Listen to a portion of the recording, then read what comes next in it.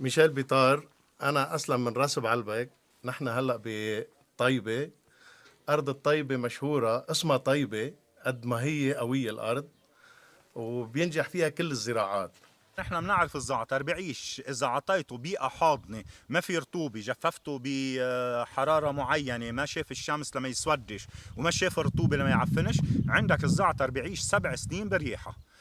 فنحن ما بدنا نزرع حشيشة، وبدنا نكون عم نعمل شيء قانوني وصحي والعالم بتعوزه وطيب وكل بيت موجود.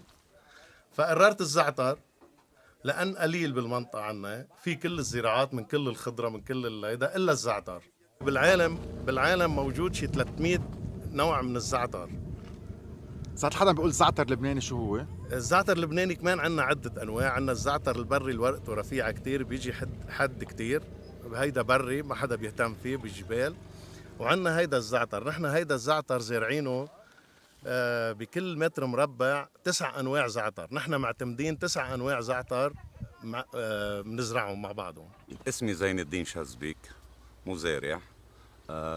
تبعت بالزراعة الزعتر، لقيته هو النبتة الأفيد والمطلوبة بالسوق أكتر، والمطلوبة بالعلاج الطبي كمان، استعمل بالعلاج الطبي. مشروعي صار عمره 1 و6 شهور تقريبا. طبعا كان في معاناة بالبداية، كنا عم نزرع بتوقيت مش توقيته، كنا مضطرين نزرع بالشتاء تنكسب مي لأنه المي قليلة عنا. بنستفيد منه إذا تواجد مي باستمرار كنبتة 2 مرات بالسنة، وإذا ما تنوجد مي بنستعمله، بنستفيد منه مرة واحدة بزهرته البيضة، بزهرته الكاملة. بيمرق الزعتر بعدة مراحل، من القص للتيبيس، للفصل الورق عن الغصون، للطحن. هول كله انتم بتعملون؟ كله نحن بنعمله. بعدين لتجي الخلطة بينزاد له السماء كمان انتم بتزيدوا الخلطة؟ كله نحن. يعني انت بتبيع كيس خالص؟ هيدي النبتة بتنزرع مرة واحدة. هي بتجدد حالها.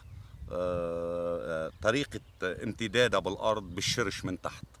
شو بتمشي من تحت الأرض تحت التراب، شو بتعطيك إنتاجية من فوق، وشو بيكبر زهرة، وشو بتعطي أكتر تنبيت، شو بتنبت أكتر.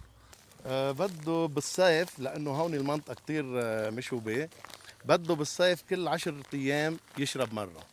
اوكي. يعني بس بالصيف، بالشتاء أبدا ما بيعوز مي. هي نبتة قوية بتحافظ على حالها من سنة لسنة، ما بدها كتير عناية مثل ما قلنا. يعني ما يعني هي نبتة قوية. فأنا فكرت بمشروع الزعتر من عدة شغلات. الزعتر كبداية مش مقطوع ولا من أي بيت، أي بيت لبناني أو غير لبناني بتفوت عليه بتلاقي فيه عنده زعتر، وزعتر وزيت موصوفة. بتقول لك أمي بدي ألف لك على بكرة عروس زيت وزعتر، خذ لك منقوش زيت وزعتر، يعني كلمة على كل لسان. هذا المبدأ الأساسي، إنه من كل بيت موجود زعتر. بكل العقاقير الطبية بالعالم كلها، إذا بتدرس العقاقير الطبية عندك فوق ال 45% من العقاقير الطبية موجود فيها مادة الزعتر. كمان هون فتنا بالطب، وأنا من الأشخاص اللي معلق بالطب العربي وصار لي 37 سنة بتعاطى الطب العربي. الزعتر ذو أهمية فعالة قصوى. بينزرع الزعتر، المنيح بالزعتر انه بينزرع مره واحده، وفيك تستغله لعده سنين، ما بتموت الشتله طالما انت عم تعتني فيها. يعني ما بد اساسا الزعتر ما بده عنايه كتير. الحشرات بيهربوا منه، ما بده رش، ما بده مواد كيميائيه، فاورجانيك 100%. بده مي قليل. بده مي قليل بالشتاء، ما بده ابدا. بده شوي مي بالصيف تيضل الحديه تبعه موجوده. ف7 سنين بضلني بقدر باكل منه، بضلني بقدر اقطر منه، بضلني بقدر بستفيد منه باي شيء طبي غير التقطير.